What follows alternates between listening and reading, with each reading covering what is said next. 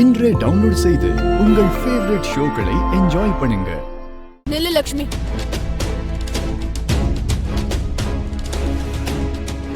என்ன மனிஷா, என்ன வேணும்? எனக்கு ஒரு கேள்விக்கு பதில் தெரிஞ்சாகணும். என்ன அது?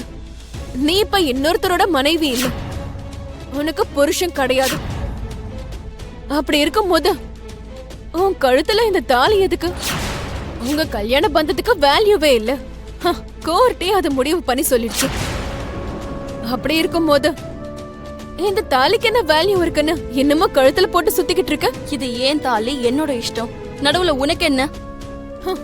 அது உன்னோட தாலியா இருக்கலாம், ஆனா அது மித்ரா கட்டின தாலி. உங்க 2 பேருக்கும் டிவோர்ஸ் ஆனதுக்கு அப்புறம் இந்த தாலியோட உனக்கு என்ன வேலை?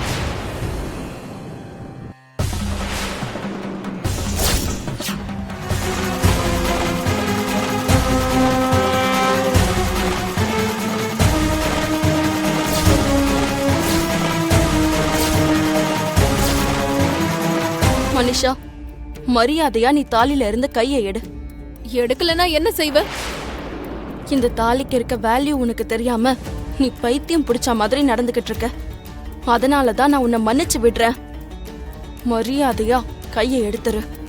உனக்கும் மித்ராக்கும் இனி சம்பந்தமே இல்லைன்னு கோர்ட்டே முடிவு பண்ணிடுச்சு. எனக்கு அதெல்லாம் பத்தாது. உங்க 2 பேருக்கும் இருக்கிற சம்பந்தம் ஒரே அடியா அறுந்து போகணும்னா உன் கழுத்துல இந்த தாலி இருக்க கூடாது, அதை அறுத்து எரியணும்.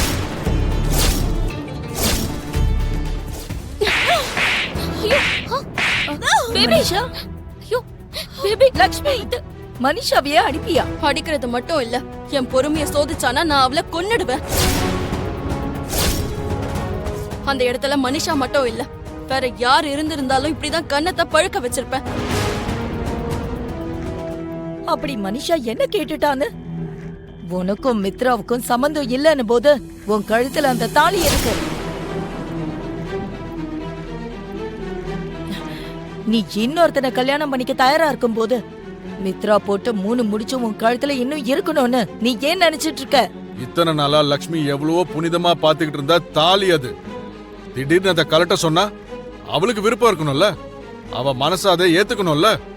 நீங்க என்னன்னு இப்படி பேசிட்டு இருக்கீங்க? ஒரு லட்சணமான பையனை கூட்டிட்டு வந்து லக்ஷ்மிக்கு கல்யாணம் பண்ணி வைக்கிறீங்க. மரியாதையா இன்னொரு குடும்பத்துக்கு மருமகளை அனுப்ப போறீங்க. அப்படி அனுப்புற ஒரு பொண்ணோட கழுத்துல இன்னொருத்தன் கட்டின தாலியோட அனுப்புவீங்களா? அப்போ இதானா நீங்க மாப்பிள்ளை வீட்டுக்கு கொடுக்கற கௌரவம்? ஏற்கனவே பொண்ணு கழுத்துல தாலி இருந்த காரி துப்ப மாட்டாங்க.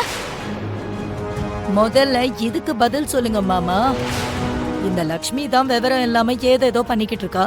ஒரு பொண்ணு எப்படி இருக்கணும்னு கூட இவளுக்கு தெரியல. ஆனா வீட்டுக்கு பெரியவர், உங்களுக்கு இதெல்லாம் தெரியாம இருக்குமா? நீங்க தான் அவளுக்கு இதெல்லாம் எடுத்து புரிய வச்சிருந்திருக்கணும். அம்மா, இங்க என்னதான் நடக்குது பாருங்க ஆண்டி. இன்னொருத்தர் வீட்டுக்கு மருமகளா போக போறல்ல, அப்புறம் எதுக்கு மித்ரா கட்டின தாலியா இன்னும் கழுத்துல வச்சிருக்கான்னு கேட்டதுக்கு என்ன கண்ணத்திலேயே ஆரஞ்சிட்டா.